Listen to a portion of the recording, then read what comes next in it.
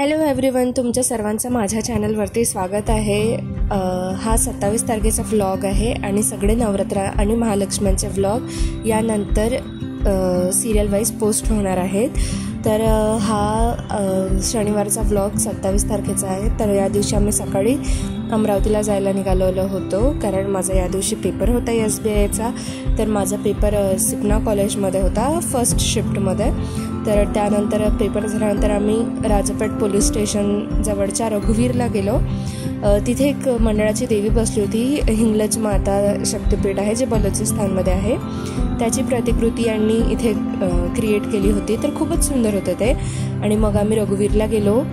आम्हाला काही महालक्ष्म्या आणि दुर्गादेवींसाठी स्वीट्सचे बॉक्सेस घ्यायचे होते, जे आम्ही दरवर्षी घेत असतो अमरावतीला येतो तेव्हा। तर मग आम्ही ते काही घेतले आणि मग त्यानंतर आम्ही इथे जरा फराळ आणि नाश्ता वगैरे केला। या दिवशी आम्हाला महालक्ष्म्यांच्या साड्या वगैरे पण घ्यायच्या होत्या, तर मग त्यासाठी आमचं एक एक सुरू होतं। तुम्ही इथे बघूच शकता की ते खूप सुंदर असे डेकोरेटिव्ह स्वीट्सचे ड्रायफ्रूट्सचे बॉक्सेस असतात, चॉकलेटचे हॅम्पर्स वगैरे असतात। तर मग तेच काही गोष्टी आम्हाला घ्यायच्या होत्या, तर मग तेच आम्ही सगळं काही घेतलं। आणि मग हे सगळं काही आटोपल्यानंतर आम्ही अंबादेवीला गेलो देवीचे दर्शन करायला। वीकेंड असल्यामुळे इथे पण खूप गर्दी होती आणि इथे पण काही मंडळाच्या देवा बसल्या होत्या, त्या पण खूप सुंदर होत्या, तुम्ही बघूच शकता।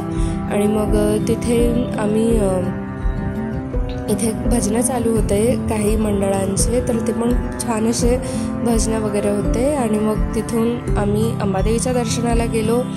या दिवशी गर्दी बघूच शकता की खूप गर्दी होती, पण दर्शनाला वेळ लागला नाही, दर्शन आमचे लवकरच झाले होते। तर मग आम्ही पटकन रांगेत लागण्यासाठी आम्ही बॅक साईडने गेलो होतो, तर मग आम्ही तिकडे फ्रंट साईडला गेलो।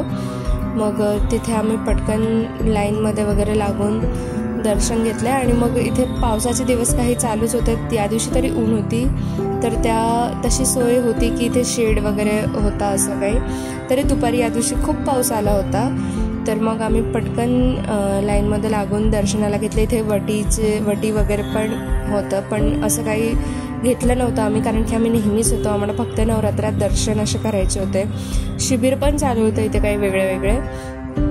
आणि मग त्यानंतर पटकनच अंबादेवीच्या दर्शनासाठी लाईन लागली आणि मग पटकनच दर्शनाला गेलो।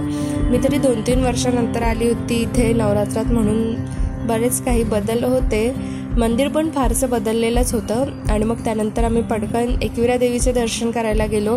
एकविरा देवीचे दर्शन पण लवकर झाले होते।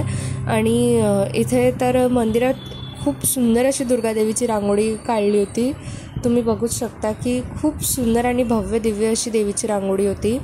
आणि गर्दी तर खूप होती। आणि इथे एक टोकन घेऊन तुम्ही महाप्रसाद इथे म्हणजे जेवण करू शकता। हा वर्षभर चालू असते, असं काहीतरी नवीन निघालेलं आहे। आणि इथे मंदिरच्या बॅक साईडला शेड होता आणि तिथे खूप असे कंदी पेढ्याचे दुकानं वगैरे लागले होते। आणि मग आम्ही इथून आता परत जायला निघालो होतो, मला मार्केटमध्ये जायचं होतं, कारण या दिवशी आम्हाला महालक्ष्म्यांच्या साड्या वगैरे पण घ्यायच्या होत्या। तर मग त्या सगळ्या साड्या वगैरे घ्यायसाठी आम्हाला आराधनामध्ये जायचं होतं, तर मग आम्ही तिथे गेलो। आणि मग अशी यात्रा तर खूप छान अशी देवीची भरलीच होती। मग हेच करता करता आम्ही यात्रा बघता यात्राचे मजे घेता आम्ही चाललो होतो असं मार्केटमध्ये। आणि ही देवी मला खूप जास्त आवडली होती, इथे खूपच सुंदर रूप होतं या देवीचं आणि खूपच देखणी होती। आणि आम्ही मग तिथून पटकन आमची खरेदी उरकवून निघालो। आणि तिथे शॉपमध्ये व्हिडिओ घ्यायला अलाउड नव्हतं, म्हणून मी तिथले काही क्लिप्स घेऊ शकले नाही, पण तुम्हाला पुढील व्लॉगमध्ये दिसूनच जाईल की आम्ही काय काय आणलं आहे, कशा साड्या आणल्या आहे महालक्ष्म्यांसाठी ते तर। आणि मग इथे पाऊस होता, तर आम्ही जरा अर्धा तास थांबलो आणि मग त्यानंतर आम्ही घरी गेलो। आणि मग घरी गेल्यावर आमचे सर्व कामं आटपवून सगळं आवरसावर करून मग आम्ही देवीची आरती केली। हा ब्लॉग आवडल्यास चॅनलला लाईक, शेअर आणि सबस्क्राईब